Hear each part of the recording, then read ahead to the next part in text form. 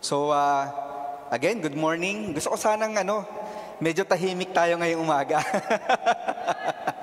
Gusto ko sanang batiin nyo ang inyong mga katabi ng isang magandang umaga. Okay? Alright, so it's a great morning. Although hindi natin po kasama yung ating mga leaders this morning. Sila po ay nasa Beacon training ng buong simbahan, kaya po hindi po natin sila kasama ngayon.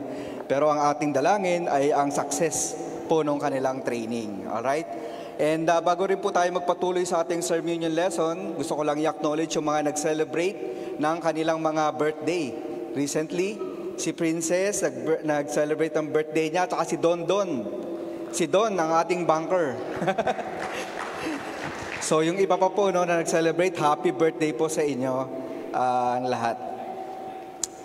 Katulad po ng mensahe ni Christian, last devotional, nais ko lamang din pong i-lift up muli ang mga naging bahagi ng Yes Worship Service last Sunday. Yes, okay? Alam niyo po na napaka-inspiring na nakikita po natin. Sorry, parang may echo. Meron ba?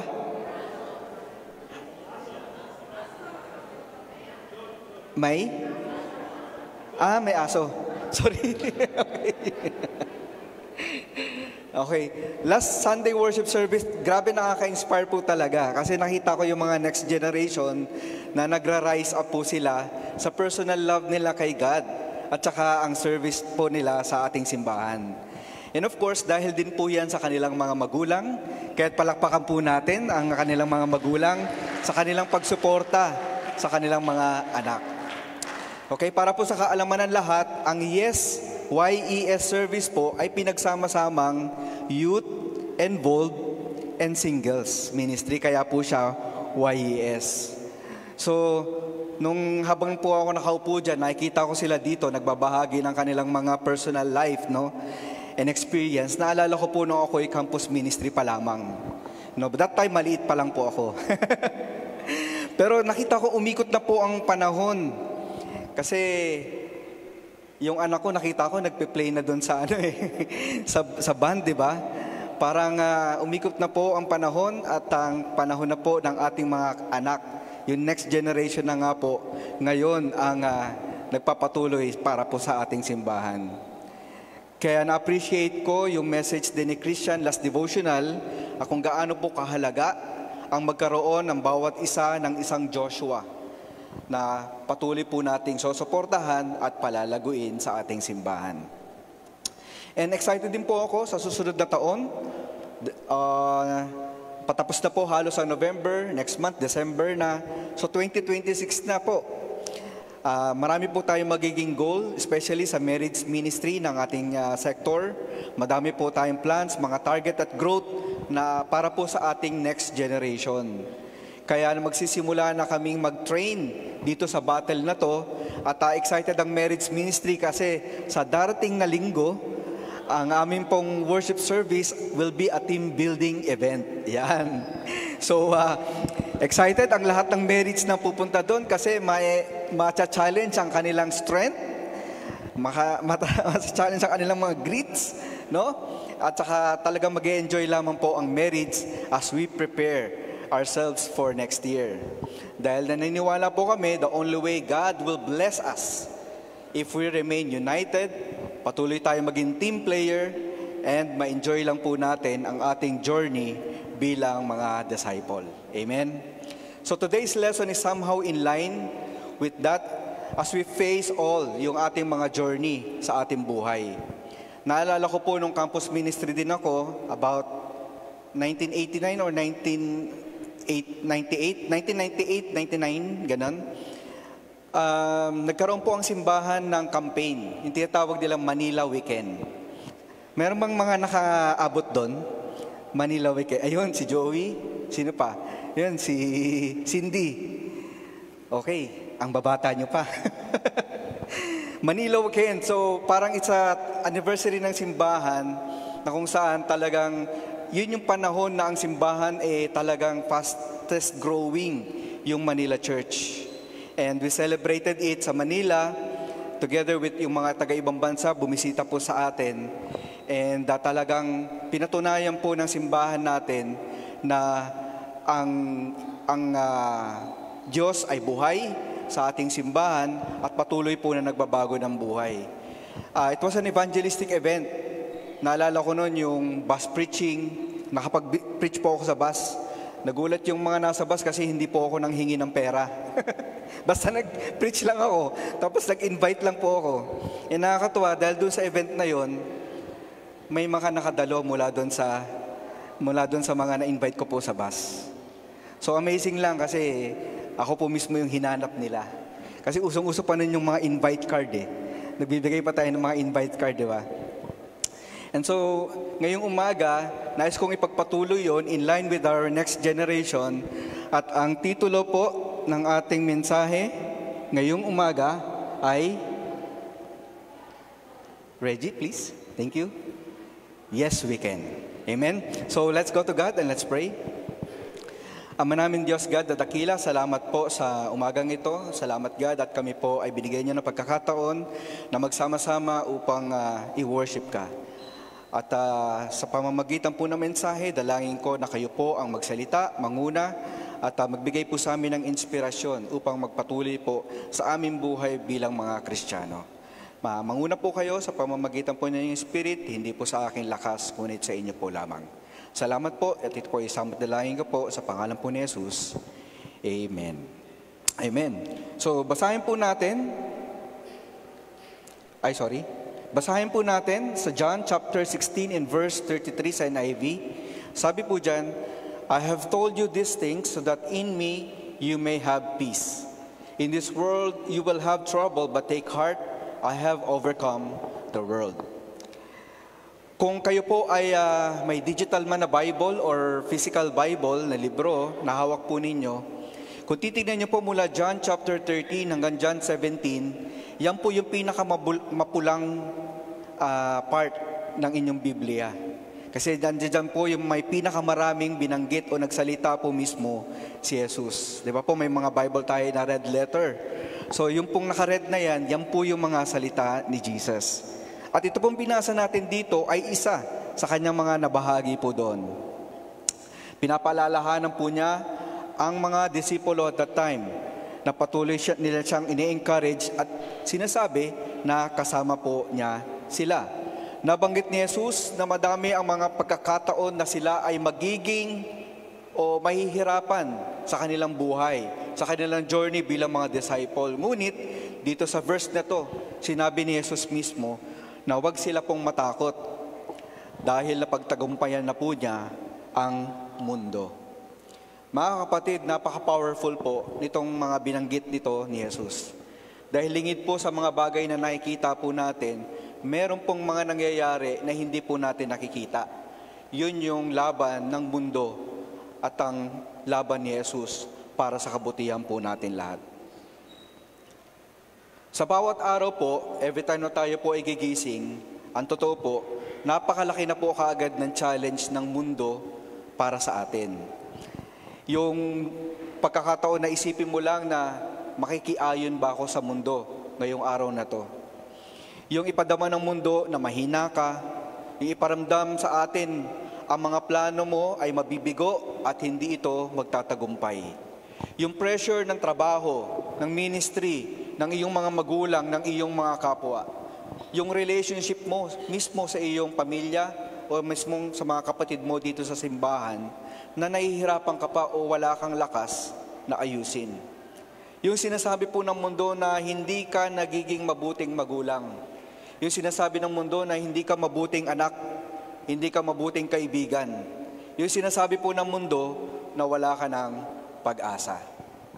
Mga kapatid, katulad po ni Jesus, ikaw at ako po, kaya po natin na mapagtagumpayan ang mundo. Kaya po sa ating point number 1, yes, we can face the world. Huwag mong katakutan ang mundo. Isa po sa mga bagay na automatic po sa atin bilang mga tao, kapag ka may problema, ano pong ginagawa natin? Madalas tinatalikuran po natin.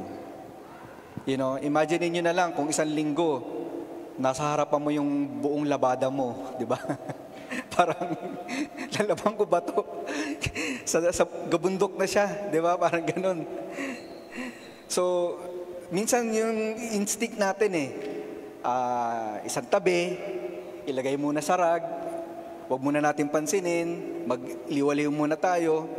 Ganito din ba ikaw, pagka nakakaharap ka ng pagsubok o problema o suliranin sa iyong buhay? Alam niyo po, isang maganda istorya sa Biblia na hindi natin po makakalimutan at very familiar po tayo. Ito po ay ang istorya nung hinarap ni David si Goliath. Si Goliath, according to a scholar, has a height of 9 feet tall. Mas higit pa, no? So kumbaga, kung familiar kayo sa basketball court, yung ring po nun, yung yung ring. Ang height po nun is 10 feet. Tama ba, Jerick? 10.5 feet. So halos yung ulo niya, sasayad na dun sa ring. Ganong kataas si Goliath. At sino nga naman ba si David? Very young, isa lang siyang pastol ng mga tupa, at ano nga naman ba ang kaya niyang gawin? Hindi naman siya sundalo, wala namang siyang skill para lumaban. Ngunit makikita po natin ang tapang po ni David. Hindi niya sinukat ang sarili niya sa kung ano yung dinidictate ng mundo. Di ba po? Ngunit pinatunayan lang po niya kung ano ang meron po siya. Sabi sa 1 Samuel 17 and verse 45, sabi po doon, David said to the Philistine, "You come against me with sword and spear and javelin, but I come against you in the name of the Lord Almighty, the God of the armies of Israel, whom you have defied." Para po sa akin, isa rin po ito muling napaka-powerful na mga salita po ni David. Alam niyo po kung bakit? Na-notice niyo po yung sinabi niya, "You come against me." You come against me. Hindi niya po sinabi, "You come against us." Tinitake po niya yung battle na to personally sa kanya. Naging personal po ang laban na ito at hinarap po niya si Goliath. Hindi base sa kanyang lakas, ngunit sa kapangyarihan lamang ng Diyos. Ang tanong ko sa atin, sino ang Goliath ngayon sa iyong buhay? Yun bang hindi maayos-ayos na relationship mo sa iyong kapwa-kapatid? Sa iyong pamilya o sa simbahan? O sa magulang mo o sa iyong mga anak? Goliath mo ba ang isang matinding karamdaman? Goliath mo ba ang inaharap mo sa iyong finances, pag-aaral o trabaho? At pangalawang tanong ko po sa atin, paano mo ito tinutugunan? Katulad na sinabi ko kanina, ito ba ay isinasantabi mo na lamang, hindi mo pinapansin, at hinahayaan mo na lang ba na ang oras ay lumagpas? Kasi feeling mo yung time will heal. And you keep yourself busy with other things. Mga kapatid, huwag kang matakot harapin ang mga Goliath sa iyong buhay. Kung ikaw po ay natatakot, maaari siguro kaya ka natatakot kasi alam mo na mabibigo ka, magfe-fail ka. Huwag po tayong matakot mag-fail, na harapin itong mga bagay na to. Dahil doon po tayo matututo. Doon ka po matututo. Isipin niyo po ang isang bata, ang isang baby, hindi naman yan agad-agad makakapaglakad eh. Ilang beses po yan matutumba. Pero dahil doon sa pagtumba niya, doon niya matututunan kung paano po tumayo at makapagbalanse at tuluyan na po siyang makakapaglakad. At pangalawa, manalangin ka kapatid. Kailangan natin ang lakas ng Diyos. Hindi po yung lakas na sinasabi ng mundo na kailangan mo ng talino, kailangan mo ng lahat ng bagay. Kailangan mo nang maging perfect ang lahat ng bagay bago ka kumilos. Marami po ako naririnig niyan recently. Hindi ko ito magawa kasi kinakailangan maging perfect muna ako. Kailangan mag-equip muna ako. Kailangan kumpleto muna ako. Kailangan okay yung finances ko. kailangan matapos ko muna to bago ko to gawin. Minsan po, ang kailangan lang naman po natin ay manalangin. Kasi kailangan lang po natin ang lakas ng Diyos. Hindi po natin kakayanin harapin ang isang problema kung sa sarili lamang po natin. Ngunit kailangan po natin ng Diyos, katulad ni David, para halapin niya si Goliath. Point number 2 po natin, yes, we can overcome. Ang pagharap po sa problema ay isang bagay. Ngunit, kailangan mo itong ma-overcome.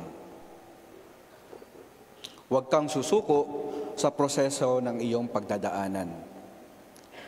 Ang ating pong kalaban ay most active kapag nakikita kanyang gumagalaw. Hindi kanya pakikialaman kung alam niya na wala ka ng pag-asa. Tututok siya doon sa ibang kumikilos pa. Kung alam niya nang patay ka na, ba't ka pa niya pag-iintindihin? Tama? Pero kung ikaw ay kumikilos, lumalaban ka para sa righteousness mo sa Diyos, lalo siyang magdo-double work sa iyo.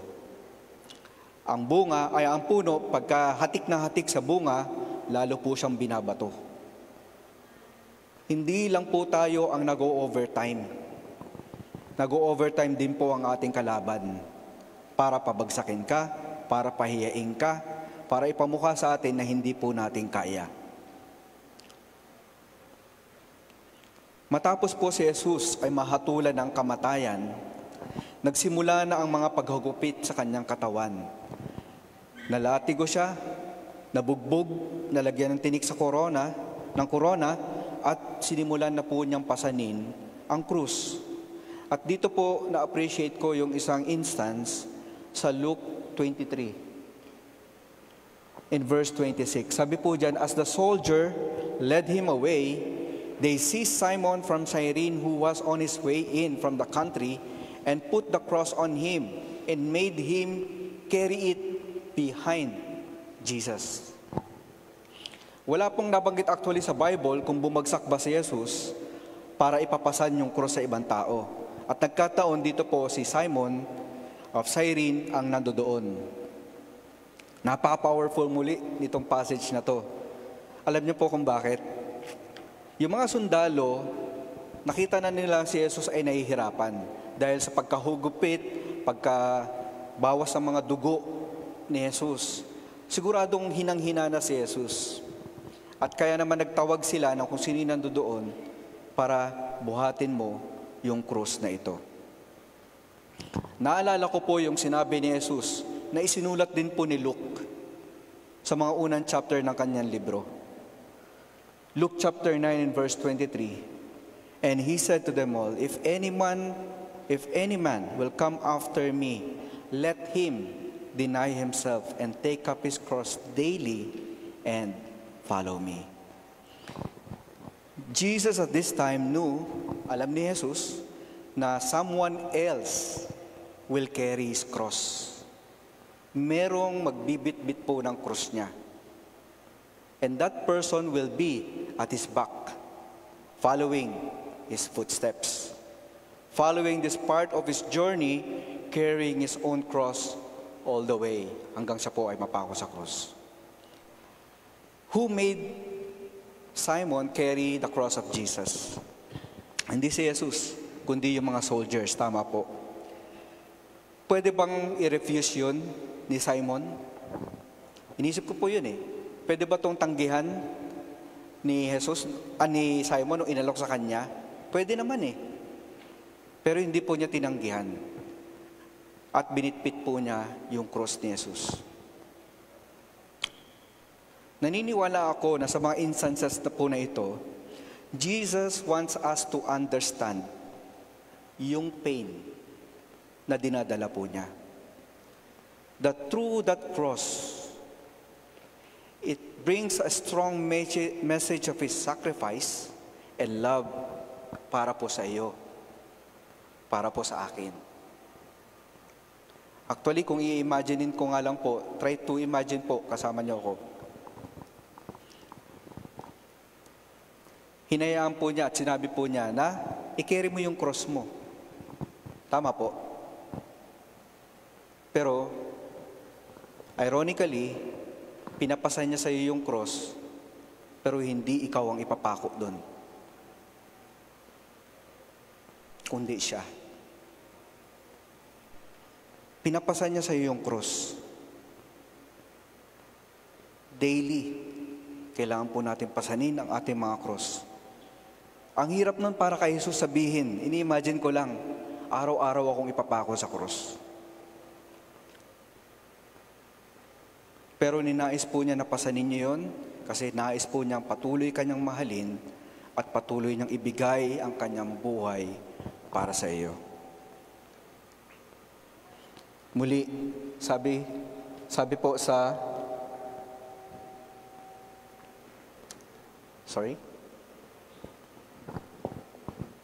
John 16, I have told you these things so that in me you may have peace.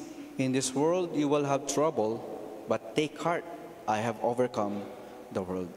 Mga kapatid, hindi po sumuko si Jesus. Sa mismong oras pa lang na siya ay nasa krus, maaari na niyang tawagin ang mga anghel sa langit upang siya ay iligtas, tigilin ang lahat ng mga bagay na paghihirap na ito sa Kanya, at lupiin yung mga bagay na nagpapasakit sa Kanya. Hindi po niya inisip na gumanti, ngunit pinagpatuloy lang po niyang tapusin. Hindi po siya sumuko, siya ay nagpatuloy hanggat makamit po niya ang hustisya ng Diyos. Ikaw, kapatid, sumuko ka na ba sa iyong mga suliranin sa iyong buhay? Yung mga pagkabigo, sumuko ka na ba? Nung una mong sinubukan ayusin ang iyong relationship sa iyong pamilya, sa iyong mga kapatid, at bigla ka nag-fail, tumigil ka na ba? Yung nire-reach out mong mahal mo sa buhay, matapos hindi ka na niya ulit pansinin, tumigil ka na ba? Yung kasalanan mo na gusto mong baguhin sa iyong buhay, tumigil ka na ba para ipagbago yun? Huwag kang sumuko, kapatid. Tulad ni Jesus, tinapos po niya ang kanyang personal na laban, ang kanyang misyon, dahil meron siyang pangako na hindi ka mag-iisa at kapiling mo siya sa kanyang mga laban, sa ating mga laban. Yes, mga kapatid,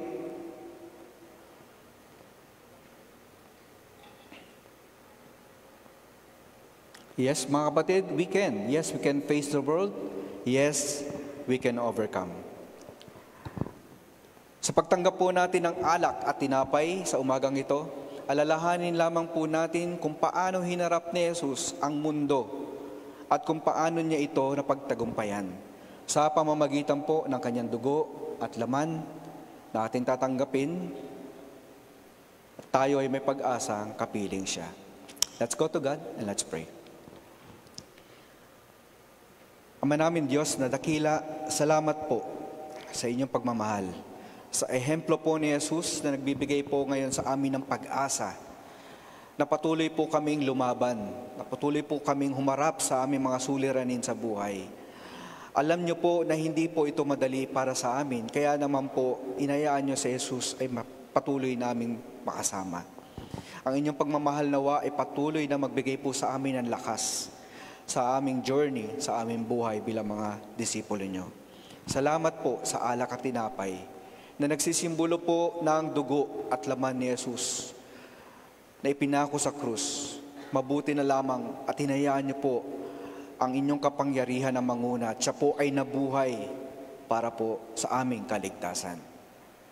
Binabalik po namin ang lahat ng papurit pasasalamat na ito sa inyo at ang glory po ay sa inyo po lamang. Ito po ay samot dalangin po namin sa pangalan po ni Jesus. Amen.